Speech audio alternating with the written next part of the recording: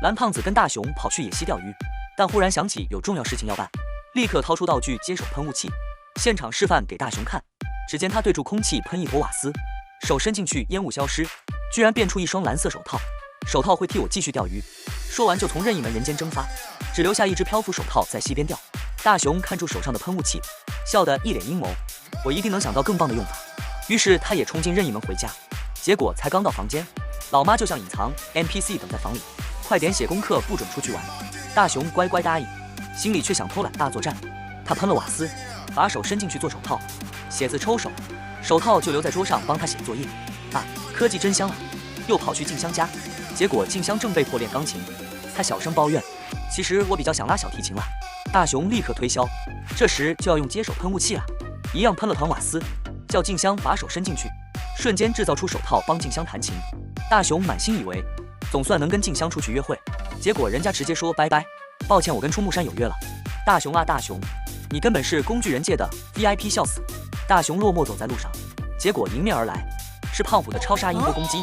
原来小图跟小伙伴们全被胖虎抢货当演唱会观众，还不准跑。胖虎准备揍小夫时，大熊居然突然一起爆发，跳出来喷瓦斯。大家把手伸进去吧！一群人莫名把手伸进瓦斯里，散掉后每个人都戴着紫色手套。等下记得拍手再把手抽出来。结果空地上3双手套悬空帮胖虎狂拍手，现场气氛超嗨，胖虎唱到停不下来，小夫他们感动到爆泪，抱着大熊猛喊谢谢。大熊在家门口搞发明，弄了一个漂浮手拿立牌，还派手套去镇上巡逻，结果越帮越多事，帮人遛狗送货，一堆人把大熊家门口围住。